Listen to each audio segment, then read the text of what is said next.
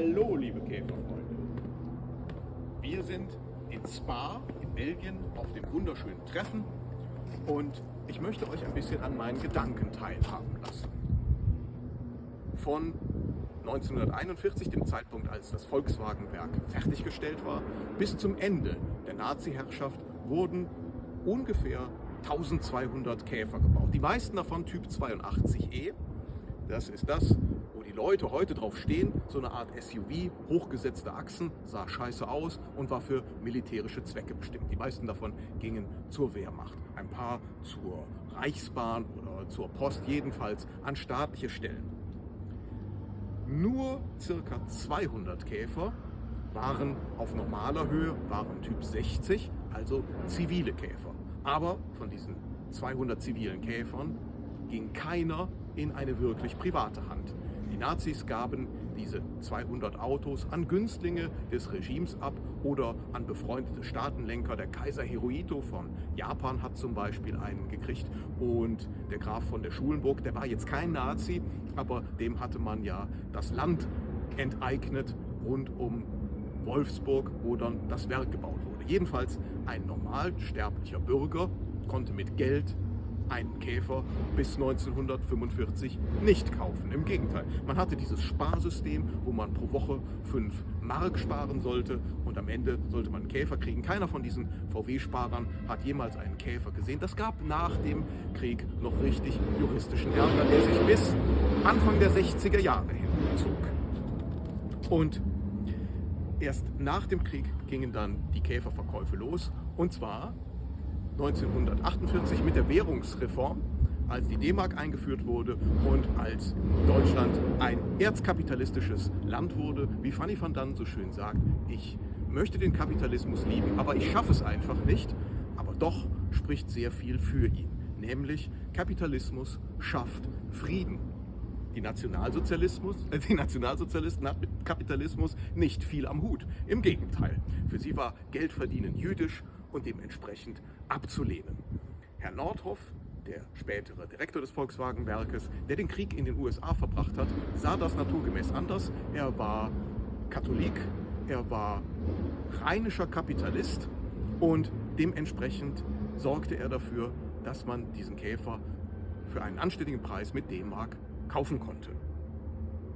Von 1941 bis 1945 war dieses Gebäude hier die örtliche Wehrmachtskommandantur in Spa. Und die Wehrmacht mopste sich natürlich überall das schönste Gebäude der Stadt und zahlte keinen Cent dafür. Kapitalismus gab's halt nicht. Man nahm sich einfach mit dem Recht des Stärkeren, was einem so gefiel, und die anderen guckten in die Röhre. Ich will den Kapitalismus lieben, weil so vieles für ihn spricht. Und jetzt machen wir den Sprung in die Gegenwart.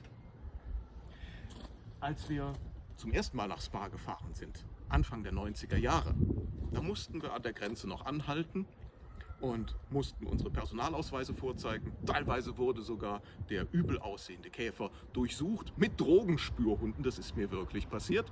Dann musste man in die Wechselstube und musste dieses Käsegeld tauschen. Und die Wechselstube verdiente ordentliches Geld dabei. Es war nervig. Wir fanden den Euro gut. Und natürlich finden wir es heute gut, dass wir einfach über die Grenze fahren können.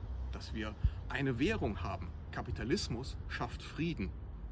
Man schlägt nicht seinem Geschäftspartner den Schädel ein, weil dann kauft er nichts mehr. Und wenn man eine Währung hat, dann schlägt man auch nicht dem Nachbarn den Schädel ein. Und man fährt auch nicht mehr hier mit einem KDF-Wagen oder mit einem Typ 82E oder mit einem Panzer vor und klaut einfach das schönste Haus am Platze, sondern man bezahlt hier sein Zimmer und schon ist man gut Freund in Europa und ist wohl gelitten. Kapitalismus schafft Frieden. Merkt euch das, ihr langhaarigen Bombenleger. Dieses Auto ist als nationalsozialistisches Produkt geboren und wurde doch das genaue Gegenteil. Der Erfolg des Volkswagen setzt ja erst ein mit dem Kapitalismus und mit Geldverdienen. Dieses Auto brachte Europa bezahlbare Mobilität. Dieses Auto änderte auch den Ruf der Deutschen. Dieses Auto hat eine Menge dazu beigetragen, die europäische Einigung voranzubringen. Dieses Auto schaffte Wohlstand, Wohlstand durch Kapitalismus. Und deswegen sollten wir heute verdammt nochmal aufpassen, wen wir so wählen, nämlich die Leute, die Europa an die Wurzeln gehen wollen, die vielleicht so etwas wie einen Austritt aus der Europäischen Union für Deutschland propagieren, sind keine Kapitalisten. Es sind natürlich auch keine langhaarigen Bombenleger. Aber das Unheil hat viele Gesichter. Der Volkswagen steht für etwas anderes. Und das schreiben wir uns jetzt alle hinter die Ohren und sehen uns nächste Woche wieder. Oder vielleicht morgen in Spa. Bis dann. Tschüss.